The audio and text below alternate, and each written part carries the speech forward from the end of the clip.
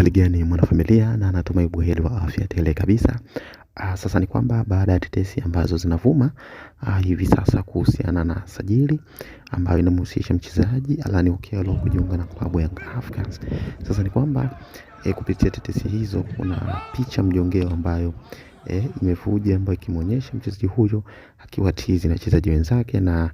katika picha video hiyo ya kwamba katika video hiyo ni kwamba alikuwa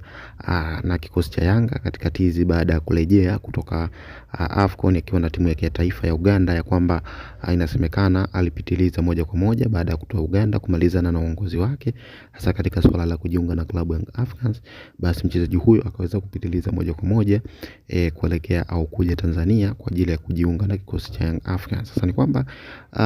taarifa rasmi bado hazija thibitishwa kwenye mamlaka husika, hasa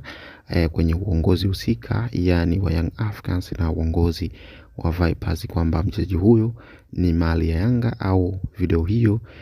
ni video ambayo bado haijathibitishwa kwa namna moja ama nyingine. Kwa hiyo lakini zaidi ni kwamba kwa tetesi kubwa ambazo zinazoendelea hivi sasa na kutoka vyanzo vya kuaminika ni kwamba mchezaji huyo amekuwa akihusishwa na kujiunga na kikosi cha Wanajangwani Young Africans. Kwa hiyo huenda dili hilo likawa limetiki au dili hilo likaishia njiani kutokana na namna ambavyo mchezaji huyo na uongozi na timu yake ambayo anaichezea hivi sasa hivi bado hawajatoa taarifa yote kwamba kama mchezaji huyo kapewa thank you, yani mkono kwa heri ambao unamtakia kila la heri katika majukumu au katika kutafuta changamoto mpya katika timu nyingine. Lakini kwa kuwa timu zote mbili bado hazijathibitisha, ila kutoka vyanzo kuaminika ni kwamba mchezaji huyo kweli amekuwa katika mazungumzo na uongozi wa klabu ya Young Africans hasa katika kujiunga na kikosi cha Wanajangwani kwenye usajili wa dirisha dogo la usajili la Januari hii. Kwa hiyo huenda tukaona chochote kitu ambacho kile ambacho kinazungumzwa, basi tukaweza kumuona mchezaji huyo akiwa na Wanajangwani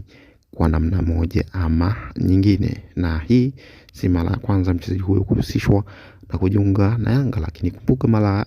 kwanza kabisa msimu uliopita mchezaji huyo alihusishwa kujiunga na kikosi cha Wanamsimbazi, lakini dili lake halikuweza kutiki. Ni kutokana na namna ambavyo mchezaji huyo kumalizana na timu yake au kumalizana na uongozi wa timu yake haukuweza kukamilika kwa 100%. Kwa hiyo ikamlazimu mchezaji huyo aweze kusalia kunako